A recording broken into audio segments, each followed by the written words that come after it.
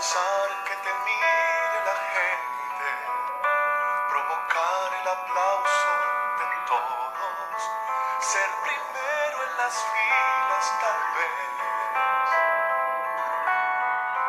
cambiar al mundo, quizás con un nuevo mensaje que trastorne los corazones, ser el centro de toda atracción. Tener todo en la vida es parte del plan, ser amado y querido, respetado en verdad, todo es bueno, en justa medida y razón. Miremos atrás, donde todo empezó, lo que éramos antes, lo que somos hoy, ¿por qué insistir en quitarle la gloria al Señor?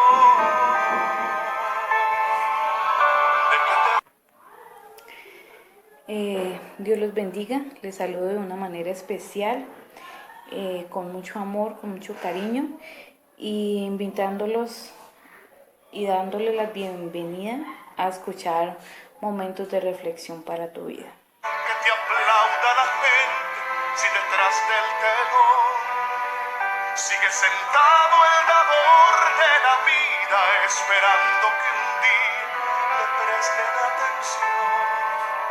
Lo que tenemos lo tenemos por gracia, por su misericordia, por su inmenso amor.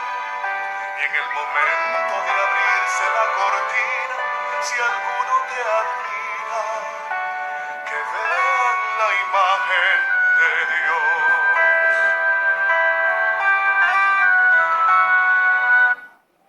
Hoy quiero contarles la siguiente historia. Según la fábula de Esopo, había una tortuga que, al observar cada año las migraciones de las aves, cierta vez le pidió a dos pájaros que la llevaran consigo.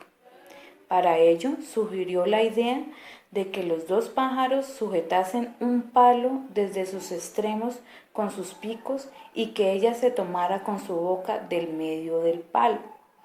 Como las aves mostraron buena voluntad hacia la tortuga, aquel extraño trío remontó vuelo y emprendió el viaje. Pero al poco tiempo, un agricultor levantó la cabeza y alcanzó a ver ese extraño cuadro. Entonces dijo con admiración: el que tuvo esa idea fue muy inteligente. Al escuchar esas palabras, la tortuga, que era muy vanidosa, no pudo permanecer callada y exclamó: esa idea fue mía. Y así, por abrir su boca, cayó en tierra y murió. La curiosa tortuga de la fábula no es más que una semblanza de la gente que se destruye a sí misma por causa de la vanidad. Hombres y mujeres tan conscientes de sus propias capacidades que incurren en actitudes ridículas de autoalabanza. Los tales parecen no tener otro afán que el de pregonar sus virtudes supuestas o reales, con lo cual revelan el grado de orgullo que llena sus corazones. ¿Cuántos se dan aire de importancia, buscan el reconocimiento de los demás y viven engreídos, creyéndose superiores a los demás, y todo por encarnar el necio espíritu de la citada tortuga, cuyo fin es la ruina inevitable? El vanidoso es egoísta, vive autoengañado, es despreciativo hacia los demás y, como resultado, ¿qué cosecha sino la indiferencia y el repudio del prójimo? Pero esto no es todo. El vanidoso, además, prospera muy poco porque piensa que todo lo que sabe y que nada necesita aprender. A él, ¿quién le va a enseñar? Pero si consigue aprender o adquirir algo nuevo, se volverá tan exhibicionista al mostrar su nueva adquisición que esa misma actitud desmerecerá sus logros. Pero lo más lamentable es que la vanidad aleja de Dios, porque al Altísimo solo lo buscan quienes reconocen sus limitaciones y necesidades. Es decir, se requiere un grado elemental de humildad para buscar a Dios, para pedir su perdón y para solicitar sus bendiciones. Y el vanidoso carece de humildad, porque es autosuficiente y egocéntrico. Él cree que puede depender solo de sí mismo sin necesidad de la ayuda divina, y por eso así le va. Aunque aparente ser fuerte por fuera, es débil por dentro. Cuán valiosa es la gracia de la humildad. Quien la posee desarrolla su fe en Dios, ora a Él y suple sus necesidades. El humilde es realmente grande a la vista del Altísimo, mientras que el vanidoso es pequeño y ciego para verse en su justa dimensión. ¿Estamos conscientes de que la vida plena solo se consigue con humildad? Si lo dudamos, volvamos a la tortuga y veamos su triste final. Qué maravillosa enseñanza nos da esta tortuga que al parecer era una tortuga demasiado vanidosa. Ella quería mostrar sus logros, sus ideas, que sus ideas eran importantes y por tanto eran admiradas por los demás. Pero ¿qué pasa? El vanidoso carece de humildad y al carecer de humildad nos volvemos menos valiosos para alcanzar muchas cosas y primordialmente para alcanzar la gracia de Dios.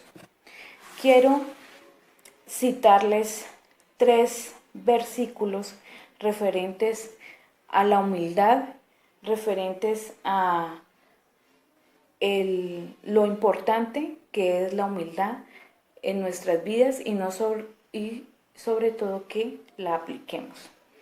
En Efesios capítulo 4 versículo 2 nos dice lo siguiente: con toda humildad y mansedumbre, soportándoos con paciencia los unos a los otros en amor.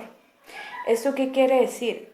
Que para nosotros poder convivir con los demás, dice que debemos tener humildad y debemos tener mansedumbre, que fue lo que el Señor Jesucristo nos enseñó a través de su palabra y de sus acciones cuando vino al mundo.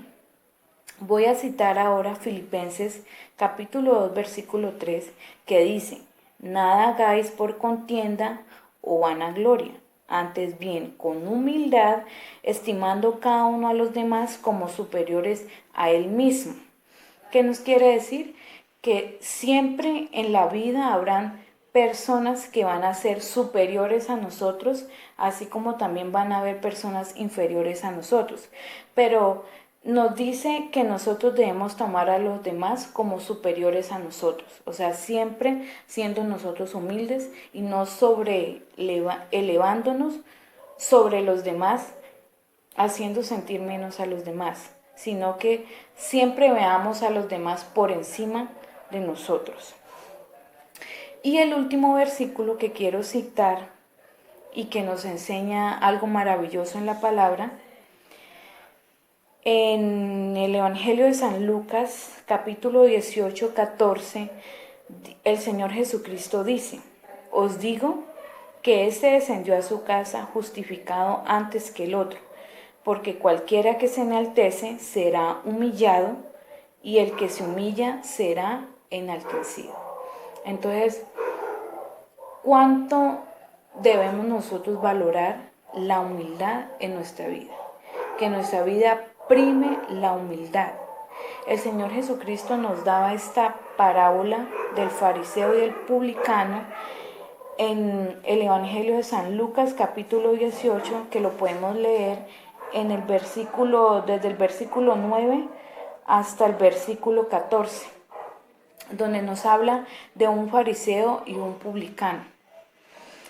Dice: a unos que confiaban en sí mismos como justos y menospreciaban a los otros, dijo también esta parábola. 2 hombres subieron al templo a orar. Uno era fariseo y el otro publicano. El fariseo, puesto en pie, oraba consigo mismo de esta manera: Dios, te doy gracias porque no soy como los otros hombres, ladrones, injustos, adúlteros, ni aun como este publicano. Este fariseo se enaltecía ante los ojos de Dios. Dice: ayuno 2 veces a la semana, o sea, hacía referencia a que él relataba todo lo bueno que él era.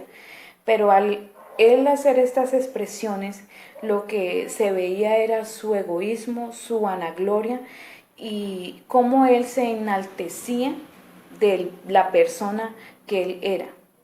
Nosotros como creyentes debemos es ir a la presencia de Dios en humildad, con la suficiente necesidad de que cada día necesitamos a Dios y que no somos más que los demás y que no nos merecemos más porque tenemos un título, porque conocemos, porque hemos estudiado. No. Esto sinceramente nos hace más miserables en vez de hacernos humildes. Mas el publicano, estando lejos, no quería ni aún alzar los ojos al cielo, sino que se golpeaba el pecho diciendo: Dios, sé propicio a mí, pecador. Os digo que éste descendió a su casa justificado antes que el otro, dijo el Señor Jesucristo, porque cualquiera que se enaltece será humillado, y el que se humilla será enaltecido. Le doy la gloria a Dios porque Él es el único que la merece.